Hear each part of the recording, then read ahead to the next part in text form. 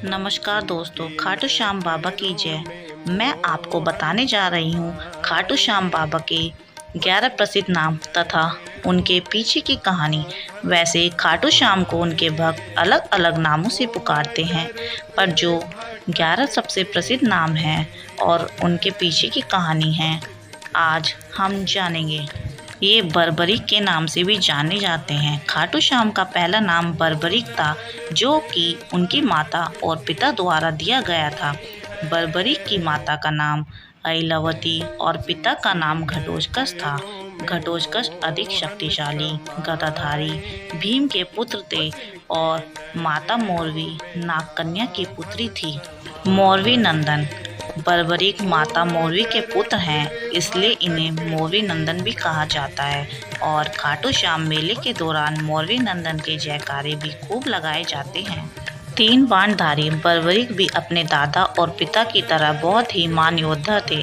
बर्बरीक ने श्री कृष्ण के कहने पर माँ दुर्गा की तपस्या कर माँ दुर्गा से 3 बाण प्राप्त किए थे, जिससे वे संपूर्ण ब्रह्मांड को जीत सकते थे। इसलिए श्याम बाबा को 3 बाणधारी भी कहा जाता है। उनके जैसा धनुर्धर इस पूरे ब्रह्मांड में ना तो था, ना तो है और ना ही कभी होगा। शीश के दानी जब बर्बरीक ने महाभारत युद्ध की बात सुनी तो उन्होंने भी इस युद्ध में हिस्सा लेने की ठानी और अपनी माता मौरवी के पास उनका आशीर्वाद लेने पहुँचे। तो उनकी माता मौरवी ने उन्हें वचन दिया कि वह युद्ध में हारे हुए पक्ष का साथ देंगे, लेकिन भगवान श्री कृष्ण को यह कहाँ मंजूर था, क्योंकि वे पहले से ही सब कुछ जानते थे कि इस युद्ध में कौरवों की हार निश्चित है और यदि बर्बरीक कौरवों की तरह से लड़ेंगे तो शायद अंजाम कुछ और ही होगा। इसलिए उन्होंने एक ब्राह्मण का वेश धारण करके बर्बरीक के सामने प्रकट हुए और उनसे दान में उनका शीश मांग लिया और फिर बर्बरीक ने अपना शीश उन्हें दान कर दिया। इस कारणवश बाबा श्याम को शीश के दानी भी कहा जाता है। श्री श्याम जब ब्राह्मण रूपी श्री कृष्ण ने बर्बरीक से दान में शीश मांगा तो बर्बरीक समझ गए कि वह कोई सामान्य ब्राह्मण नहीं है, क्योंकि ब्राह्मण कभी भी दान में शीश नहीं मांगते। फिर बर्बरीक ने उनसे अपने वास्तविक रूप में आने के लिए विनती की। तब भगवान श्री कृष्ण ने अपना वास्तविक रूप दिखाया और उनसे कहा कि महाभारत युद्ध को प्रारंभ होने से पूर्व इस भूमि पूजन के लिए उन तीनों लोकों में से सर्वश्रेष्ठ क्षत्रिय के शीश की आहुति देनी होगी। इस कथन को सुनकर बर्बरीक अपना शीश देने के लिए तैयार हो गए, लेकिन उन्होंने एक शर्त रखी कि वह इस पूरे महाभारत की युद्ध को अपनी आंखों से देखना चाहते हैं। और भगवान श्री कृष्ण ने इस कथन को मान लिया और पास ही रखी ऊंची पहाड़ी पर उनका शीश रख दिया, जहां से वह पूरा महाभारत युद्ध देख सके। भगवान श्री कृष्ण बर्बरीक से प्रसन्न होकर उन्हें सर्वश्रेष्ठ वीर की उपाधि दी और साथ ही उन्हें अपना नाम श्याम भी दिया। इस कारण से बाबा श्याम को श्री नाम से भी जाना जाता है। कलयुग के अवतारी महाभारत युद्ध के दौरान भगवान श्री कृष्ण ने उन्हें अपना नाम दिया और साथ ही यह वरदान भी दिया कि वे आने वाले कलयुग में पूजे जाएंगे, इसलिए उन्हें कलयुग के अवतारी भी कहा जाता है। और अभी संसार में कलयुग ही चल रहा है, तो ऐसे में बाबा श्याम अपने भक्तों के लिए आस्था का सबसे बड़ा केंद्र है, जहां हर दिन लाखों की संख्या में उनके भक्त अपनी मुरादें उनके पास लेकर आते हैं।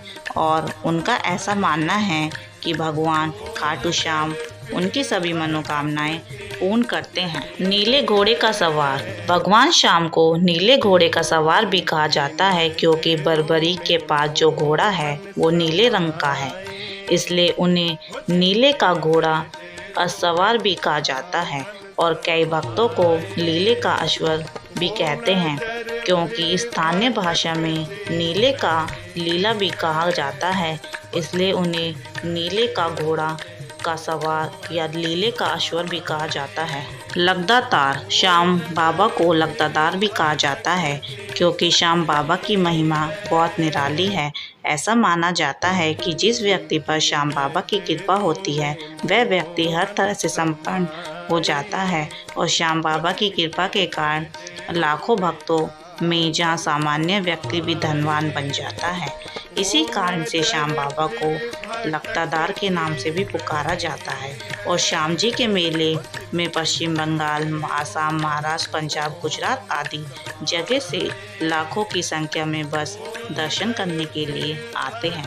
हारे का सहारा। जब व्यक्ति अपनी लाइफ में हर जगह से ठोकर खाने के हताश और निराश हो जाता है और बाबा श्याम की भक्ति में लीन हो जाता है तो उसके सारे दुख और पाप खुद नष्ट हो जाते हैं और उनके ऊपर बाबा श्याम की कृपा बरसती है।